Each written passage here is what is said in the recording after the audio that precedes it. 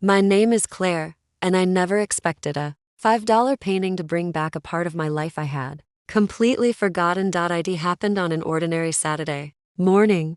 I had gone to a neighborhood yard sale because I wanted to find something inexpensive for the empty wall in my living room. I wasn't looking for anything special. There were old books, dishes, lamps, photographs, and pieces of furniture everywhere. Then I noticed a painting leaning against a table. It showed a small house beside a quiet lake. There were tall trees, a wooden dock, and a yellow bench beneath one of them. The painting was old and slightly damaged, but something about it immediately caught my attention. It cost $5. I bought it when I got home. I cleaned the frame and hung it above my bookshelf. At first, I thought it looked perfect there. Then, that evening, I noticed something strange.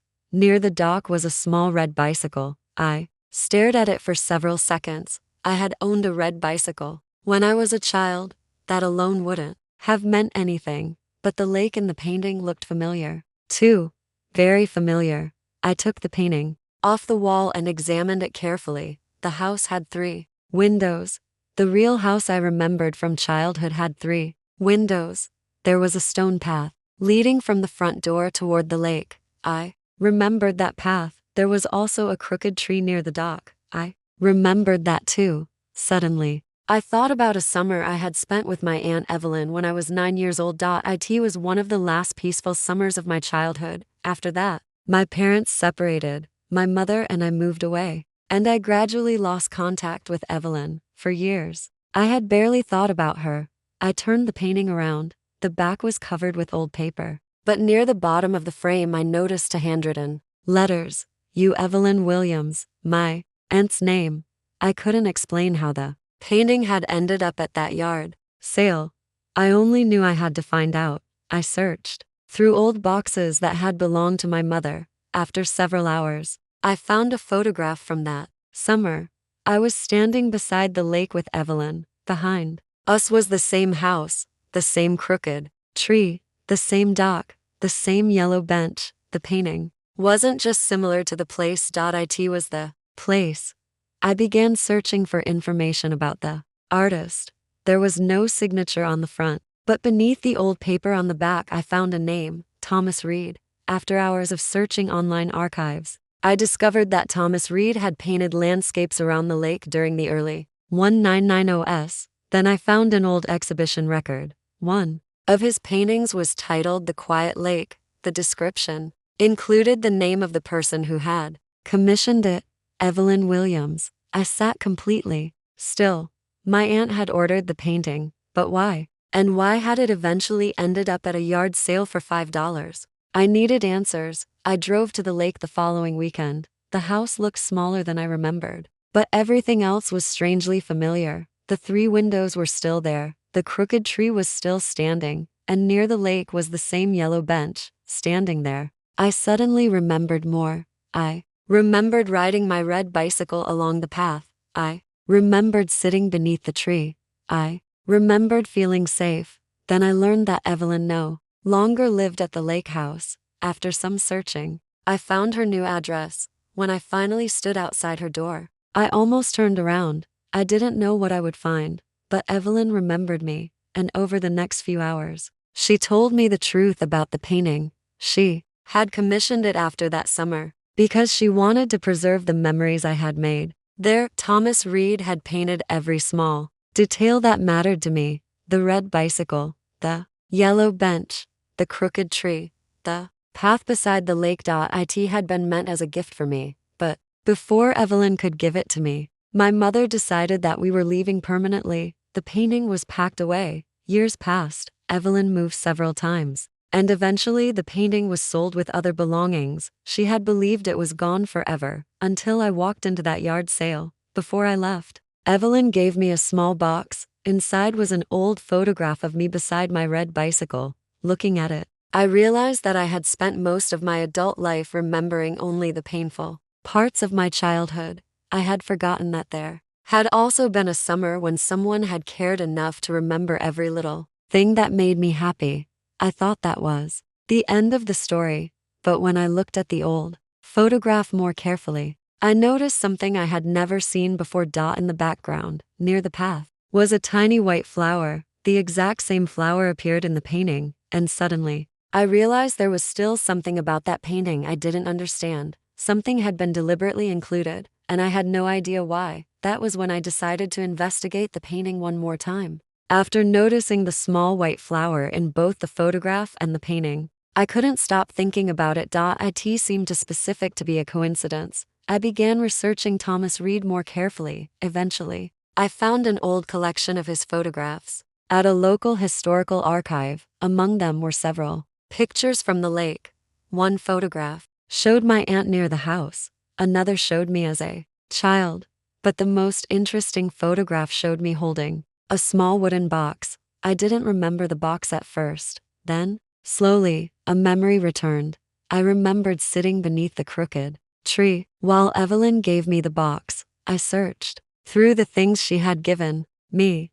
There it was, the same little wooden box. Inside was the photograph of me beside my red bicycle. Underneath it was a folded piece of paper. The writing was faded, but I could still read most of it. It was a note from Evelyn. She had written it for me during that summer. She wanted me to remember the lake, the house, and the peaceful days we had spent there. But one sentence caught my attention. She had written that if I ever forgot what that summer felt like, I should look at the painting.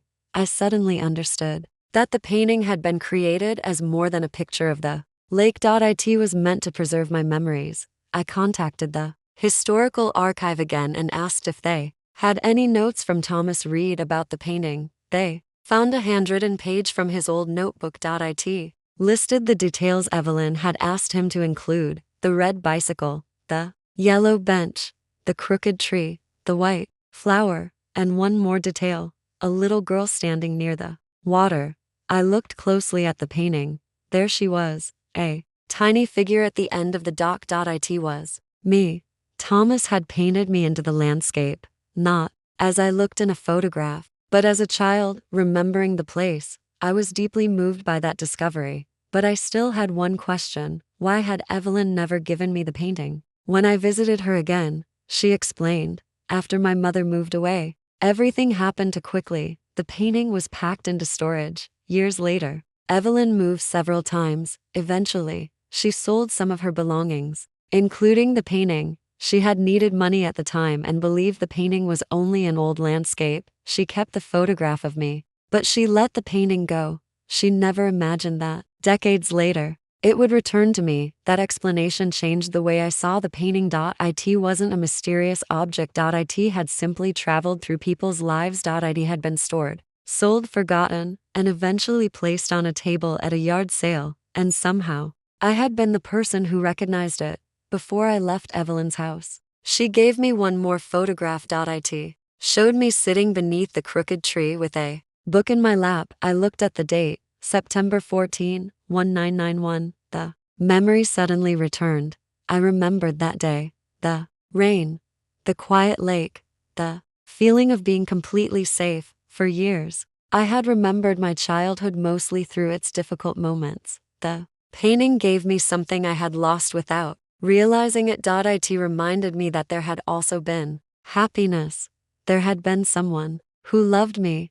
There had been a place where I felt safe, and there had been a summer worth remembering. I returned home and placed the photograph beside the painting. For the first time, they looked like two pieces of the same story. The painting showed the place. The photograph showed the child who had once belonged there. And I finally understood why that $5 painting had affected me so deeply. I hadn't simply recognized the house. Some part of me had recognized the memory, but there was still one thing I wanted to know. How had the painting traveled from Evelyn's hands to that neighborhood yard sale? That question would lead me to one final discovery. I wanted to know how a painting created especially for me had traveled through so many years and eventually ended up at a neighborhood yard sale.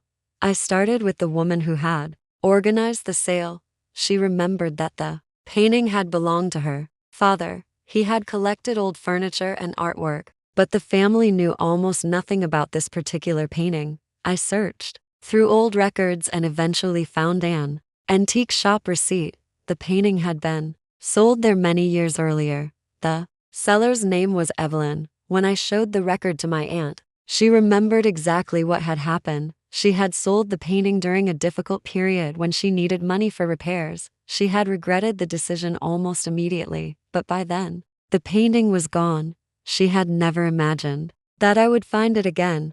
I understood then that there had been nothing supernatural about the paintings. Journey.it had simply passed from one person to another, but somehow, after more than 30 years, it had found its way back to me. A few months later, I decided to restore only the damaged frame. When the restorer removed the old backing, he discovered something hidden inside. It was a small sketch of the lake house. Thomas Reed had drawn it in September 1991. Shortly before completing the painting. In the corner was a tiny red bicycle, the same bicycle I had owned as a child. I showed the sketch to Evelyn. She remembered it immediately. Thomas had given it to her before finishing the painting. She had kept it for years and then completely forgotten about it. That discovery made me realize how many small memories had survived. The photograph, the wooden box, the sketch, the painting, they had all carried pieces of the same summer. After that, Evelyn and I began spending more time together. We looked through old photographs and visited the lake. There was no way to recover the years we had lost, but we could stop losing any more. One autumn afternoon, I brought the painting to Evelyn's house. She stood in front of it. For a long time, I could tell that she remembered why she had commissioned it. She had wanted to preserve one peaceful summer for a little girl whose life was about to change. Now, that little girl was an adult. The lake house had aged. The artist was gone. The summer existed only in memories, but the painting had survived, and somehow, it had brought us back together. I eventually hung the painting near a window in my home. I kept the faded colors and the scratches. I didn't want it to look new. Its imperfections were part of its story. Every time I looked at it, I remembered something different. The red bicycle, the yellow bench, the crooked tree, the quiet lake, and my aunt. One evening, sunlight fell across the bottom corner of the painting. For the first time, I noticed a tiny inscription hidden beneath the faded paint. 3 words: remember this place. I don't know who wrote them. Maybe Thomas, maybe Evelyn, maybe they had been there all along. But I knew what they meant to me. Remember the summer. Remember the people who loved you. Remember the child you once were. For years, I thought moving forward meant leaving the past behind. Now, I understand that some memories are worth carrying with you. The painful ones can teach you, the good ones can comfort you, and the forgotten ones can remind you who you were before life became complicated. I still have the painting. It is worth much more to me than $5, not because it is a valuable work of art, because it brought back something I thought I had lost forever. It brought back a summer. It brought back my aunt, and it brought back a part of myself. Sometimes life doesn't return what we have lost in the way we expect. Sometimes it gives us something small and ordinary: a photograph, a place. An old box, or a painting at a yard sale. And if we're lucky, we recognize it. I bought an old painting for $5, but what I really brought home that day was a forgotten piece of my own life, and perhaps that was the most valuable thing I had ever found.